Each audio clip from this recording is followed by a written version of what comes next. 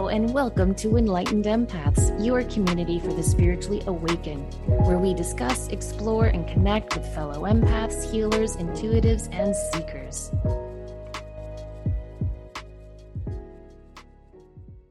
Hello, empaths. Welcome to our show. We are so excited to introduce our guest who truly leads an inspired life. She's an accomplished animal communicator, an author, an energy healer, a TEDx speaker, and an educator. It is no surprise that MSN has recognized Joan Ranquet as one of the top 25 people who do what they love. Many of you may already know her from her viral TEDx talk, The Rainbow Bridge, Animals in Transition, which already has 500,000 views. Deemed the celebrity animal communicator in an AMC documentary, Joan has been featured everywhere, from The Hollywood Reporter and Dateline's NBC Pet Nation to Good Morning America and the Los Angeles Times. With over 30 years of professional experience, Joan has connected with countless animals and their guardians. She's the author of lots of books, including her newest, which we're going to talk about today, Animal Chakra Healing, bringing balance, health, and joy to our animal companions, as well as energy healing for animals and emotional freedom technique for animals and their humans. Welcome back to the show. We're so happy to have you. Yeah, I'm glad to be back. Thank you. We're so excited about your new book. And for a lot of our audience, being very empathic, very intuitive, they build these soul bonds with their animals.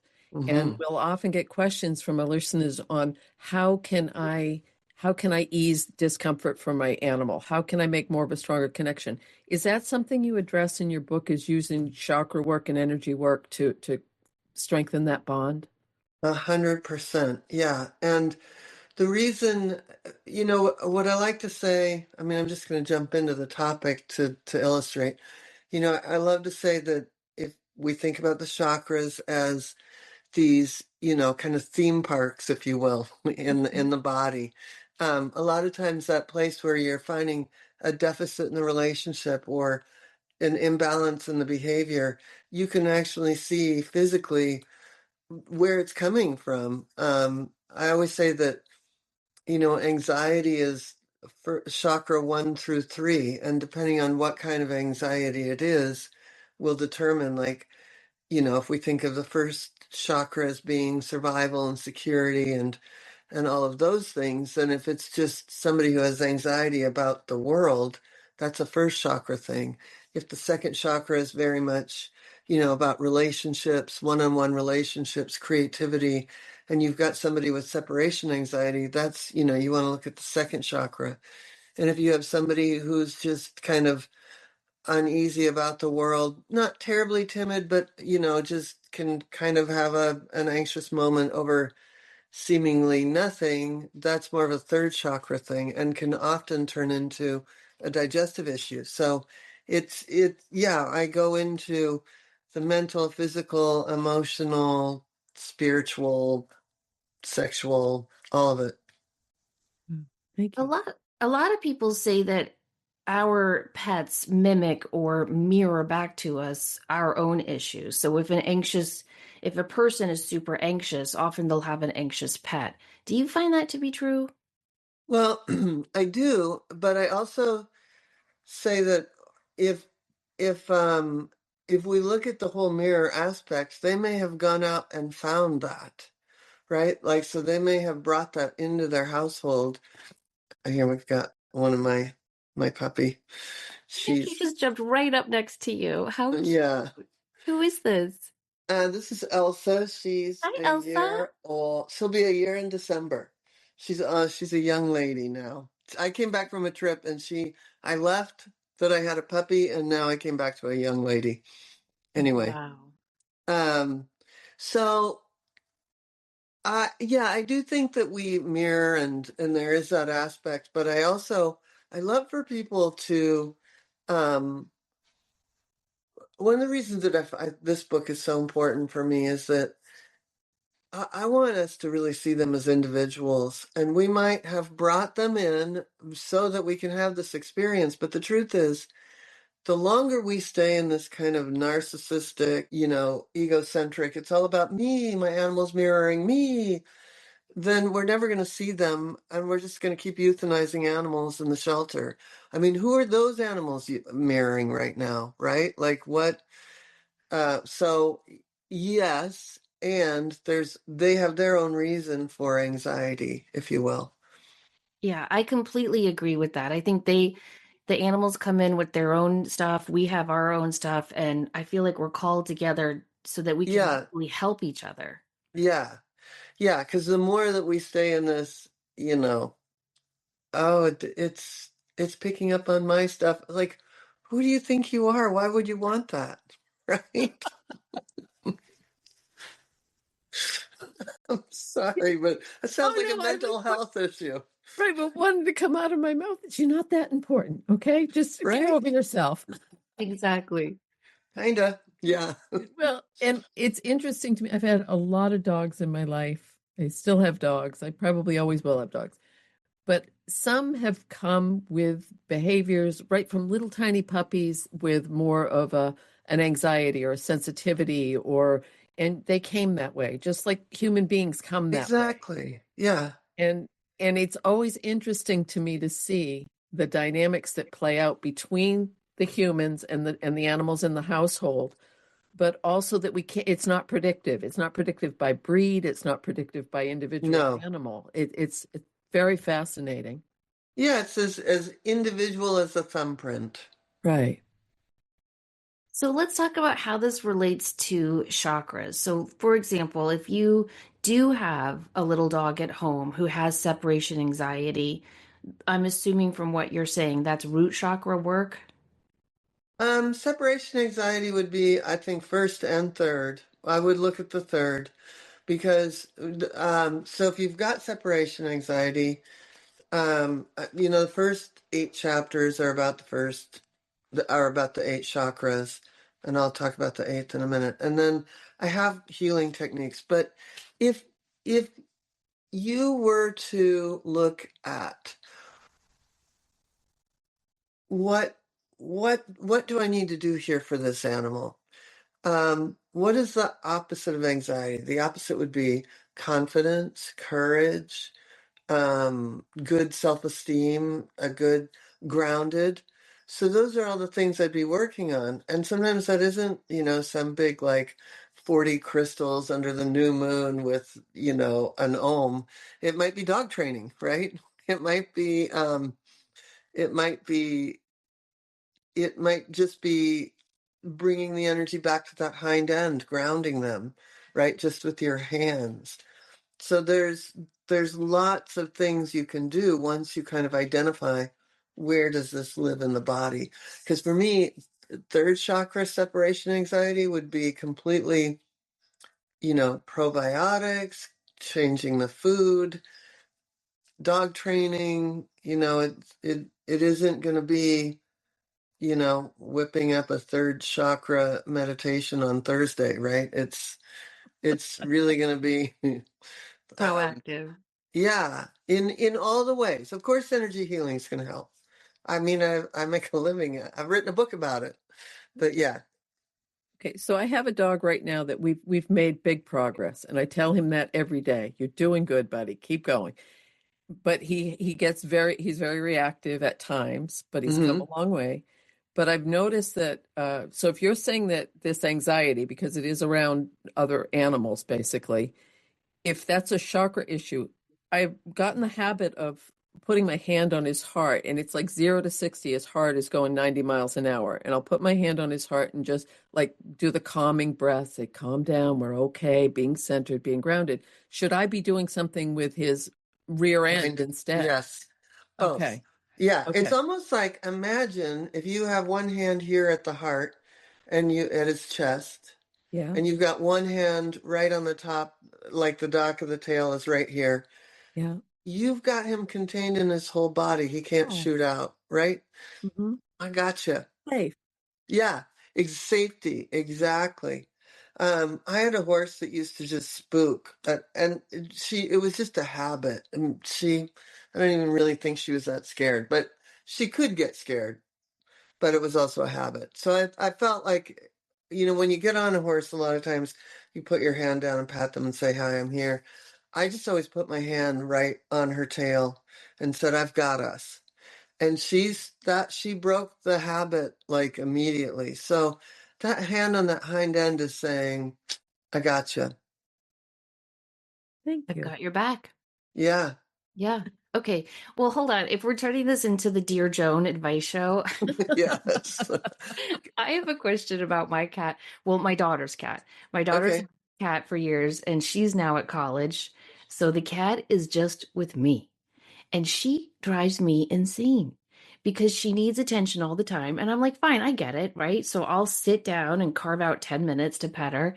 And when I stop petting her and I'm like, okay, let's just sit while I read this book or answer this email, she attacks me. She scratches me. She swipes at my nose. And I don't know what to do about it. Well, that there's a lot going on there, isn't there? Did she get away with that with your daughter?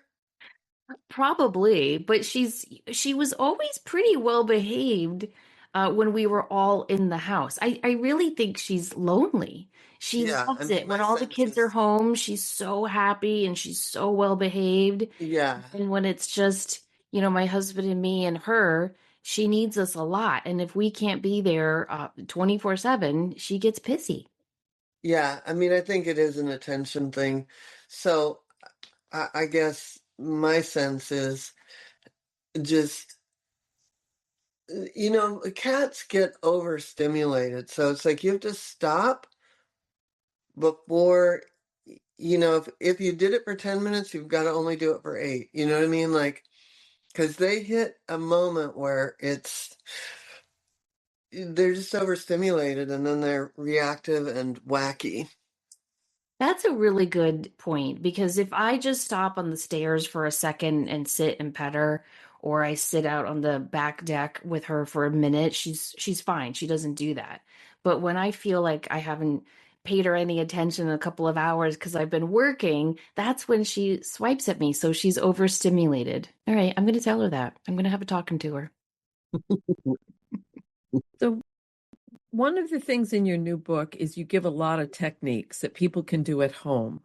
And I'm wondering, I've watched people use pendulums with animals. I've watched them Hmm. close chakras, but you have a technique called chakra sweeping. Could you explain that a bit? Yeah. I'm thinking if I've got an example here. Um, come here, Penelope. Penelope, come. We got to go to work.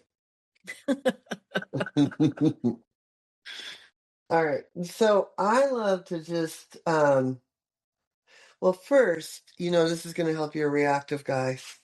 Good breath. Is, the bladder sweep is really important, going down the bladder meridian. Mm-hmm. And so I love to start anything with a good bladder sweep coming down. And the bladder meridian parallels the spine. And then I bring the energy down to the hind foot on both sides. So the outside toe on the hind foot is the end of the bladder meridian. That helps reactivity like you can't believe. Since we're an audio show, I want to just explain to people that you called Penelope and she jumped right up next to you, and you've been petting her from her crown, from right Mhm. above her eyes, and then Actually, yeah, running right. your hand across her whole spine and then down her back leg to that foot. That's the bladder meridian. Yeah. Okay, thank you. And then, so I love to do that. And then I love to come, and this tells me a few things, right? Like, I didn't notice we went on a big hike this morning, but there's a little bit of heat right here. Oh, yeah. In her Oh, yeah, hips. she's reacting to that. Yeah. So I don't think I've ever. She does like a good butt scratch, but she's not. I mean, this is extreme. Yeah. So anyway, what once I've kind of established then that like there's a little bit of heat, there's this has excess energy, this has deficient energy. Then I like to come and literally give a massage going clockwise to each of the chakras. I know, huh? And just for those of you that are listening, Joan took a hand and made a circular clockwise motion across the chakras points on Penelope's back. If you felt an energy in a certain chakra, would you stay there longer? Or Yeah, okay. yeah. And she's trying to talk me into staying there on her hind end. She, yeah, she loves her butt to be scratched, but that was extreme.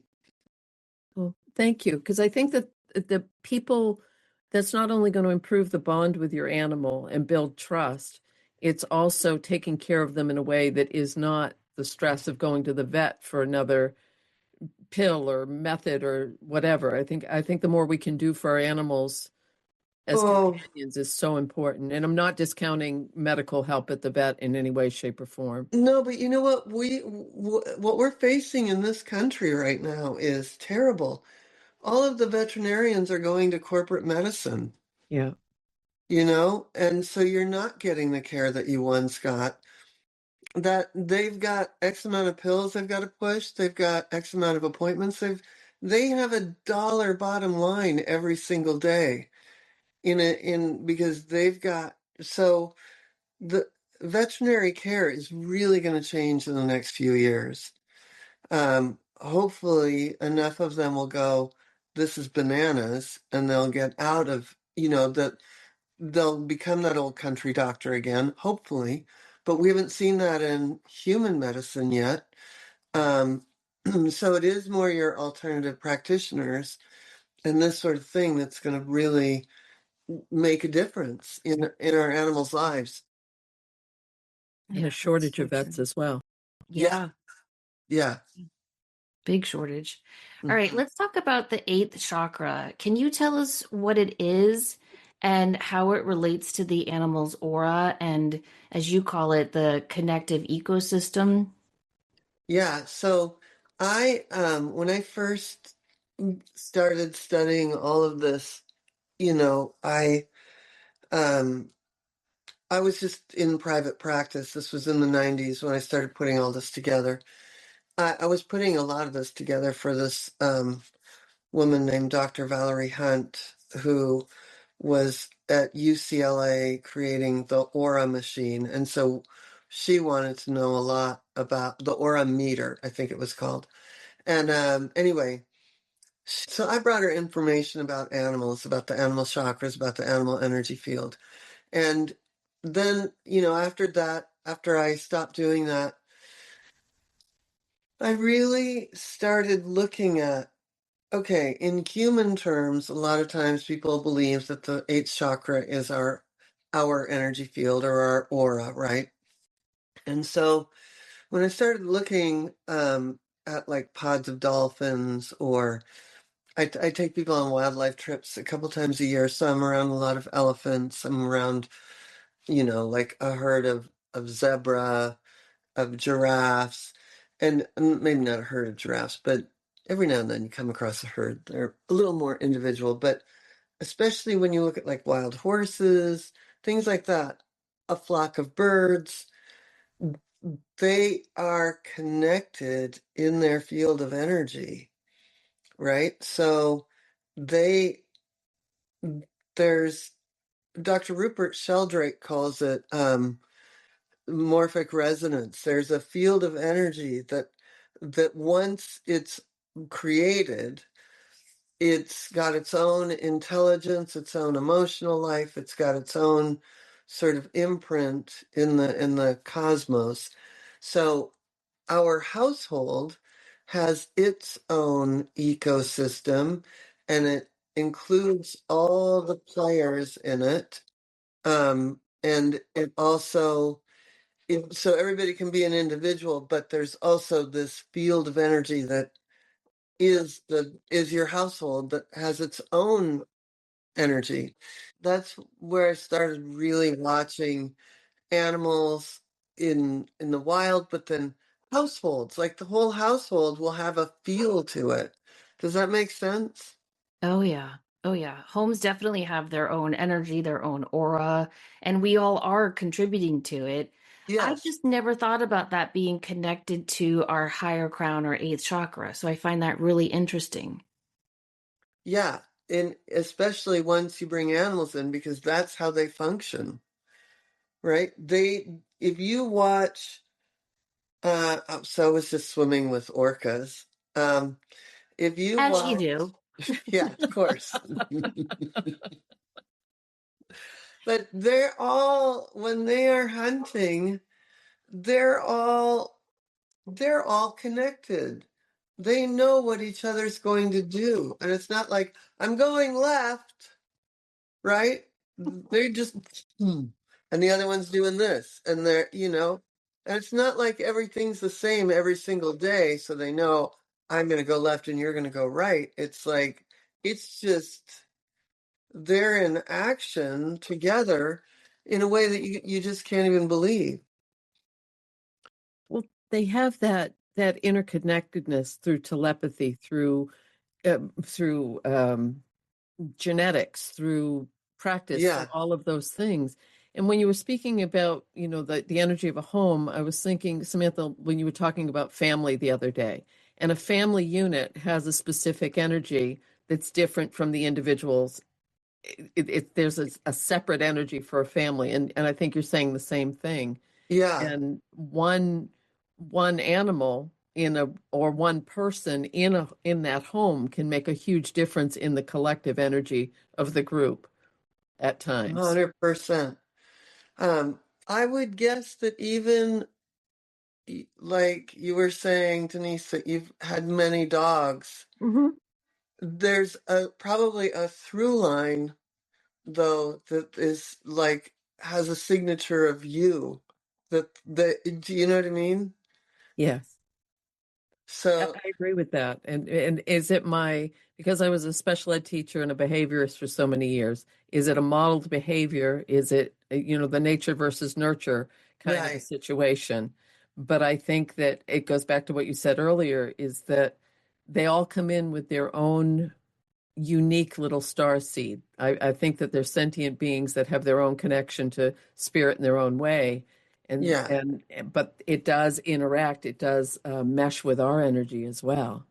And and I almost feel like I need to whisper because there are dogs downstairs. I've had some dogs that were so connected to me empathically that they were healers. They came in to help me through some of the most difficult times in my life, and some stayed a long time, some didn't. And I think that the role that these animals play in our life is often significant to the lessons that we're learning at the time. Or maybe I just read into things too much. No, but they also are going through that too, right? Like they're Right. going through we're assisting them through something as well. It's mutual. Yeah, I agree. Yeah, I do too. I want to help listeners who are who are living, cohabitating with their pets to learn how to connect with them on a deeper level. Can you talk to us about how is psychically tuning into a pet different from tuning into a human? And is it? And if so, can you give people some little tips that they could try with their own pet after listening to this? Yeah, I mean, I think on the one hand, it's the same. What would I say about it? I use telepathy, right? That's how I do it. And to me, telepathy is like learning French or learning. It's relearning a language that we actually already knew, that we did before, that we lost the ability to do once we um, once we learned language, once we learned words, right? And this kind of short circuits, these words short circuit a little bit the communication process. So the communication process through telepathy is going to be far more simple and almost deceptively simple, so that I would guess everybody out there is already doing this. they just don't know they're doing it, and they don't trust it, and then they don't believe it, and then they think someone else has to be gifted, and all the things, right? But the truth is, if you just get quiet, you can tune into your own animal. So we could do a little moment, if you want. You could talk to your cat and your dog, and so we could just take a moment and unhook our feet and legs and straighten our spine and just breathe.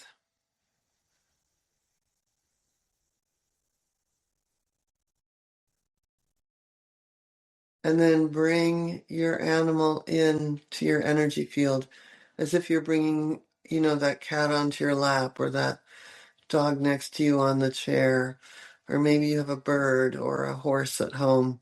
You're just bringing it into your field of energy and just getting quiet.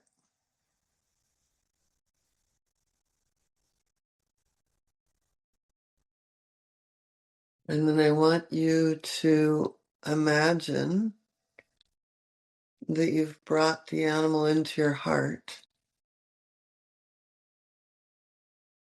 and see if there's anything they need from you right now.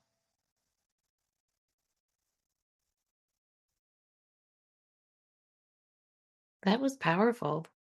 I Yeah, felt that. I felt a connection with little Sabrina.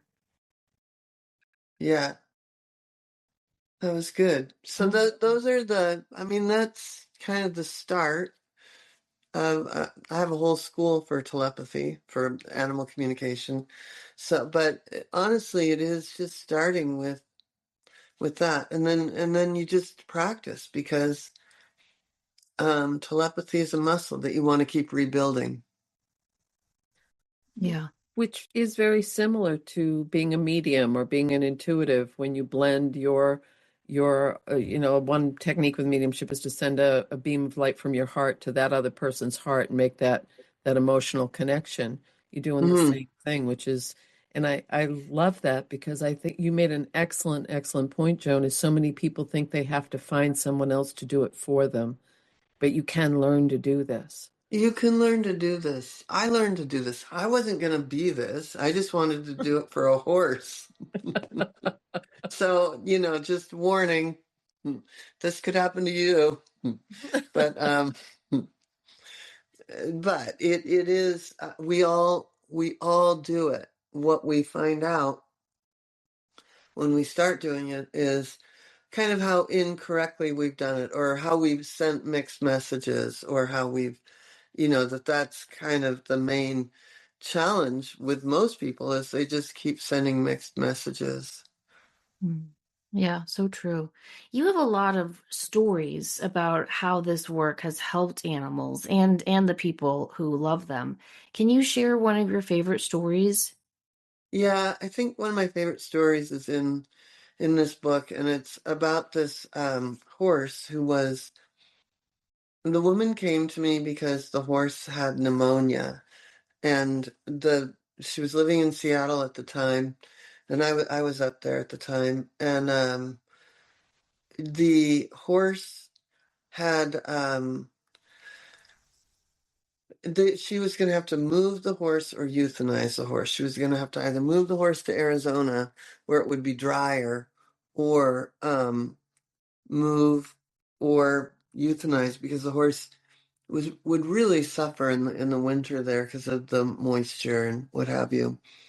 So um, I started working with her, and I remember thinking, you know, I would I would get to the grief. I was really looking at that fourth chakra. I do a technique called the scalar wave, which is the chakra work is a big component of doing this work.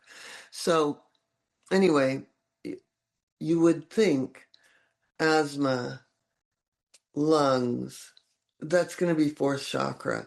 But whenever I worked on the horse, the second chakra was not as active, right?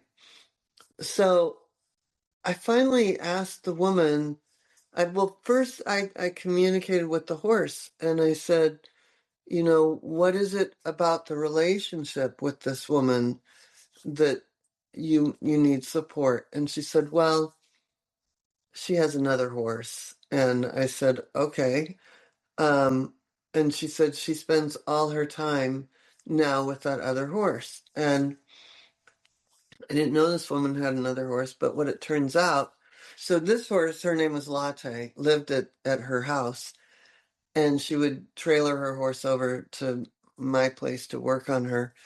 And it turns out very near me was another horse that was actually her daughter's horse, but she had invested financially in the horse, and the daughter was showing the horse, and she was going every weekend to the horse show instead of going out on the trail with Latte. So it was almost like she had this fancy uptown horse, right? um, and that was the way that Latte said it too. Well, she has another horse. So I I ended up working then on the second chakra and really um helping this woman see that, you just need, it's sort of like what you're saying about your daughter's cat, right? Like, I just need to give you a little bit more attention, just a little bit, for her to know that she was still loved, that she hadn't been cast aside for some uptown dude. Um, and that was what did it. And that brought that chakra back to health. And then the lungs started clearing. Wow. Yeah. And the horse stayed in Seattle, never moved to Arizona, and lived another like 10 years. Wow. Oh, that's beautiful. Yeah. What does an inactive chakra feel like to you? It didn't move, and it was smaller as opposed to, like, just a vibrant, this horse had self-esteem enough that it was like, screw that guy, right? I love that you bring through their personalities because I think animals do have unique personalities. Giant personalities. And my dog Grace, Little Miss Bossy Boots, she is Yeah. just a small dog with a big attitude, and she just came that way. It's who she is. She's sweet. She listens. She's well behaved, but she lets you know that she's the princess. So That's great. yeah, but I think a lot of times connecting with animals, it's the same thing. People have lost their pet. You can say, "Oh, I have you know, a Siamese cat, and he did this and he did that." But if you can bring through something quirky or something unique or Yeah. something that really lets you know who that animal is, it ties back to what you're saying about them being an individual. Yeah. When the work that we do, the way that we do it is through what I call the essence and the favorite thing. So the essence of who that animal is, when you can bring that essence through, and then their favorite things, that only they like to do. That's how we do it, whether it's animals that have crossed, animals here in in their bodies. Yeah. If is your school online or is it Mhm. residential? So it's like today I have two classes I'm teaching, energy healing for animals, where we do tapping, EFT tapping, and then I'm teaching a chakra class. On Tuesdays I teach advanced animal behavior and dynamics, animal communication. So yeah, it's all online. I have 10, well, actually now 14 days that we do in person here at my little ranchette in California, but we also we have every module of that is replicated in an online virtual immersive. So you get an immersive or intensive experience as well as like a weekly, twice a year we run 10-week classes. So Very nice. That's yeah. fantastic. Okay, we're heading into the holiday season, and there's going to be a lot of families who are going to go to a shelter and bring a pet home as a gift. which always warms me and frightens me at the same time, because I feel like a lot of preparation has to go into that. What are some things you could tell people to do to prepare for bringing a rescued pet home? Well, I think the biggest thing that, going back to especially the chakra work is um, no matter how much a dog or cat comes in and acts like they own the joint, they're auditioning and they're going to audition for the next 3 to 6 months. They're not really going to feel settled. So that sense of the dog walked in and just felt right at home is that they're just good at faking that. And so what you really want to do is make sure that you're supporting that and that you're supporting that feeling of safety so that maybe it's less and less of an audition. They're still going to audition. They're just, that's part of their adaptive chameleon nature, or really opportunistic nature. Um, but it is important to be able to like that bladder sweep that I was talking about, from the top of the head to the end of the tail and down the hind legs, like really grounding them, helping them feel like I'm safe. No matter what, I'm safe. And then acknowledge that they may be grieving something. We love to think that puppy was so happy here, but they usually cry through the night because they loved their litter, you know, and all the way. So they just came from something that they likely loved. Even if we have judgment around it, right? Like I love it when people say, "Oh, they're so happy now. They were in a hoarding situation." They were in a situation with their brothers and sisters. Right. They were with what was their family. They didn't know they were mad. They didn't give a crap. You know what I mean? So we have to recognize there's going to be an element of grief. This is all new. This is all new. And how do we support their safety every step of the way? And we forget that, let's say, well, you guys met my puppy, Elsa. I lost a beloved dog, October 4th. Me and the other dogs and cats and horses lost Delilah. So it was about 4.5, 5 months before we brought the puppy in. So not only had we lost that dog, then we created some autonomy. So now this is even going to go away. So there's another grief, right? And then we're bringing this new being in who's grieving her situation. So it's recognizing that you're losing whatever autonomy that you just had as this dog explodes into your life, or a kitten comes in and dangles from the drapes. You know, that explosion of fun and vitality is also a complete shattering of what you just had. So true. It's a really good point, because a lot of times people don't take that into account. They don't take into account, it's similar to when I can only use my background, but working with disturbed kids, and you'd have this honeymoon period, and then all of a sudden it would be like, oh no, this is who I really am. This And is who I really am. uh, Yeah. so I know we have to finish up. I have one quick question. I've talked with a few people recently that are doing Reiki with horses, and they're using horses as a therapeutic model for people with PTSD, for people that are going through stuff. Could you share any like little tiny hints that might be, because I think that horses are the most, if not one of the most empathic land animals. I mean, they're just, and if you go back into shamanic, how it was always such an important part of all the indigenous, the tribal, everything else.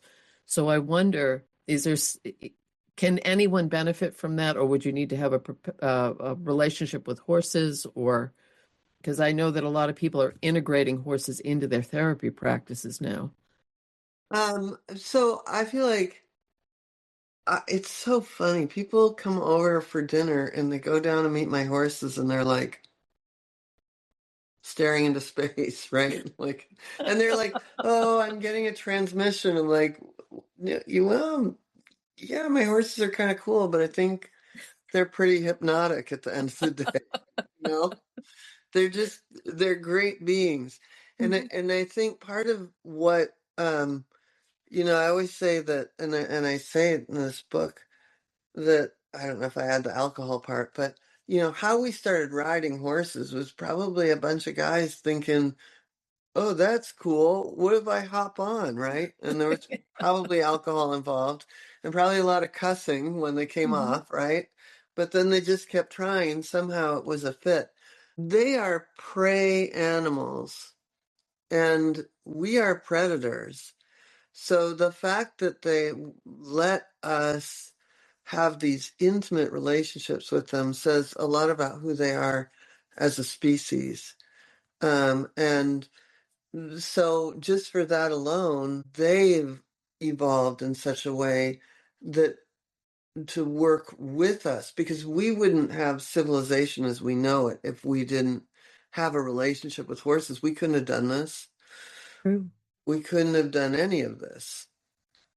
We weren't walking through the mountains. We were riding a horse or in a wagon. So there's most of civilization has been built because we have a relationship with horses. And so and even going back to the origins, the Bedouins lived in the tents with their horses. And so horses have had a place in society as currency, like it's a sign of wealth sometimes. If you really have horses, you know that it's a sucking of wealth. But um but it it is, they've been symbolic for power, for even certain tribes. If you had more horses, you were seen as a wealthy tribe. You were seen as affluent or abundant, and so they've represented a lot of things, but at the end of the day, they're just really amazing beings for being able to settle their own nervous system with a predator sitting right there. Wow. It's really amazing when you look at it that way. Yeah. What's one of the most surprising things you've telepathically heard from one of your animal clients that instructed or taught you or made you look at animals in a new light? One story did come to mind. I did have this was a million years ago, and it may be even in my first book. This cat told me that she could hear. So the woman had me communicate with the cat because one of the cats was missing and another cat went missing. So they wanted to talk to the cats in the house. So the cat told me that the grandmother or the mom was upstairs and that every night she had visitors. And the woman had Alzheimer's, but she would see aliens. And so the woman who was the client said, "Yeah, she keeps telling me." Anyway, the cat really believed that aliens were in the house every night. So And they took the cats? that's what that's where this went. Yeah. Those darn Wow. aliens, I know, smart leave us enough to alone. travel beyond the barrier of time and space. They got to take our pets too. Exactly. Yeah. Can't we just be friends? Mm, Exactly. mm. Well, I am so excited to dive into your book, and I hope all of our listeners do. Again, it's called Animal Chakra Healing, bringing balance, health, and joy to our animal companions. Joan, thanks so much for coming back on the show. It's always a pleasure to talk to you. Yeah, thank you. I was really excited that I got to be here again. Yeah, we are as well. And where can people find information about you, your course, your school? Through my website, which is JoanRanquet.com. Beautiful. Thank you. Perfect. And you have a great Instagram page too. Oh, thanks. Lots of good information on there. We'll link all of that in the show notes. Thank you guys so much for listening. Go and hug your pets. I know I'm going to hug Sabrina and give her a little bit of attention now. And then back off. And then back off. Step away from the cat. Exactly. In the meantime, remember, as always, to show up, do great work, and share your light. Take care.